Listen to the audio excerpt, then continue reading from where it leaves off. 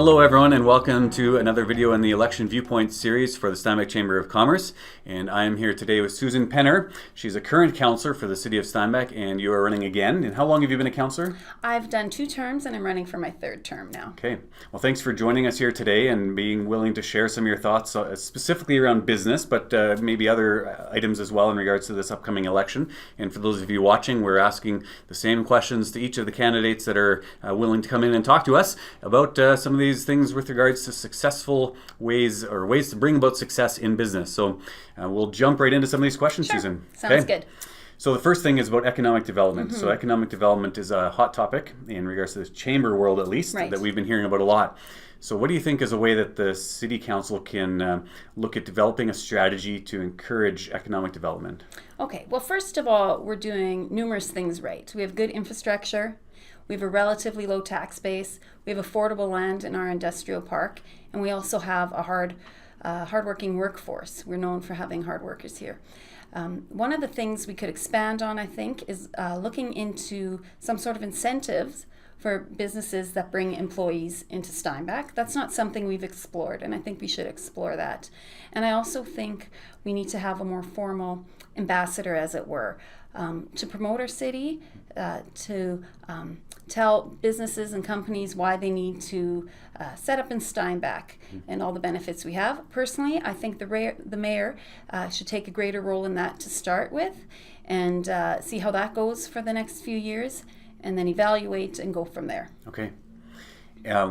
As those businesses come, whether they're the new businesses or maybe we have established businesses, as you know, there's challenges that businesses face. What do you think one key challenge is that Steinbach business has in front of them, and how can council help support them through that challenge? Okay, well, obviously, challenges would vary from industry to industry, Yes. but one that I think probably every industry struggles with is recruitment and retention of employees. I think what we can do is, in general, have a stronger economy in Steinbach by bringing more manufacturing companies, higher paying jobs, which will attract more workers to Steinbach, and I think just increase the labor pool options businesses have to choose from. Okay. So on the flip side, there's challenges, but now there's strengths as well. So what you mentioned a few earlier, but what are some of the key strengths that we have as a city of Steinbach to be competitive in the business world, and how can the council continue to enhance that? Right. It may sound redundant here from the first question, but again, infrastructure is really important in terms of manufacturing, particularly moving into a community. We're also known for having hard workers. Right. So those 2 things alone make us very attractive, or should make us very attractive. In addition, relatively low taxes and potentially providing incentives for Right. companies that bring jobs here.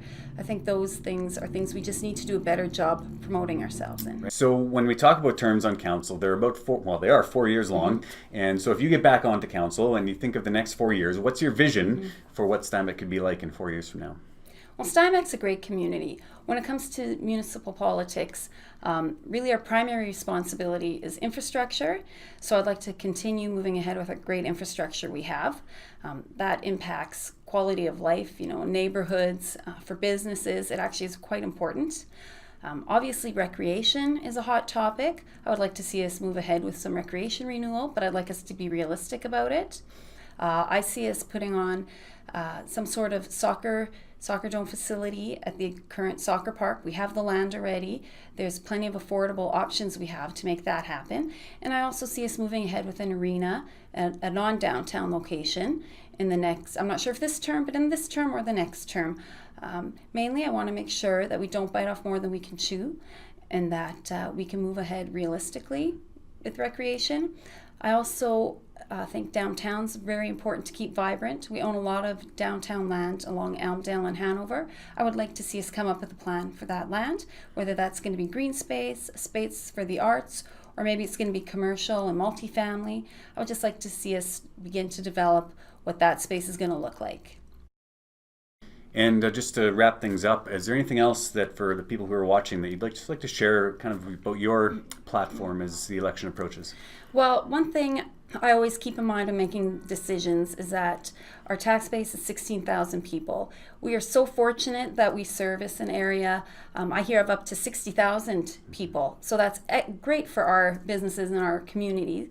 but at the same time, it can give the impression that we have a greater tax base than we actually do. So again, I just want us to be realistic when we're making decisions, so our community continues to be relatively low taxed and desirable for newcomers to come to. Okay. Well, thank you so much for joining us here today. My pleasure. And thanks for all of you who are watching, and encourage you to watch our other videos that we have in the series and hear what all the candidates have to say.